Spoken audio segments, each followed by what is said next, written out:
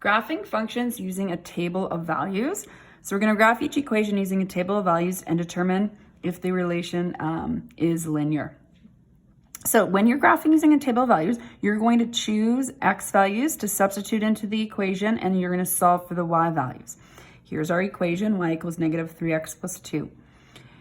To keep the graph centered, we usually choose x values of negative 2, negative 1, 0, 1, and 2. It's nice to use nice integer numbers as well and not fractions, etc.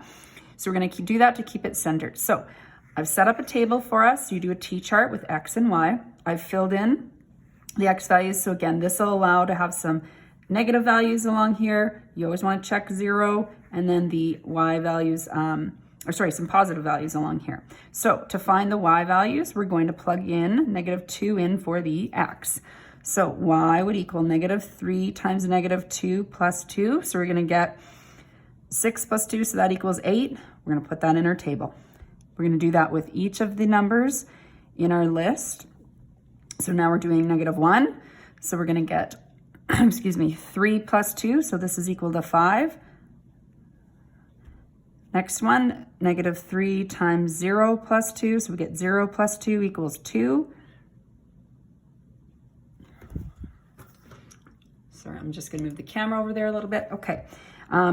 Y is equal to 3 times 1 plus 2 now. So we're going to get, this is negative 3. Negative 3 plus 2, so that's going to equal negative 1. And then we're going to do the last one, negative 3 times 2 plus 2. So negative 6 plus 2 is going to equal negative 4. Now we're ready to plot these on our graph. Again, x-axis is the horizontal axis. Y-axis is the vertical axis. We need a scale. There's no scale already in here. So we're going to use every square as 1. So we need to put our scale in there. We don't have to write every number in. Okay. That might not have been a good idea, because if we let's talk about that. So that works nicely on the x-axis. On the y-axis, when we go to plot 8, we're going to go 1, 2, 3, 4, 5. We're going to run out of room. So rather than extending it with the grid I gave you, let's count by 2. So we're going to go 2, 4, 6, 8. So now when we plot negative 2 and 8, so this is where negative 2 would be, you're going to plot that. So negative 2 and 8. Negative 1 and 5, you're going to go negative 1, 5. 0 and 2, 0, 2. 1 and negative 1, 1, negative 1. 2 and negative 4, you're going to go 2 down to the 4. Remember, we're counting by negative 2s. Oops, that should be further up then. Sorry, I forgot this was negative 1, because that's where negative 2 is. So you'll have to ignore that point.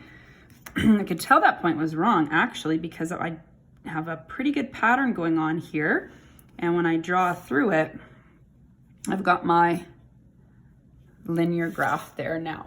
So because it's a straight line, to answer the second part of this question, it is linear. The other part to remember is when you are graphing, this graph would continue. I could put 3 in and solve for that. I could put negative 3 in both directions. So you want arrowheads to show that the graph continues.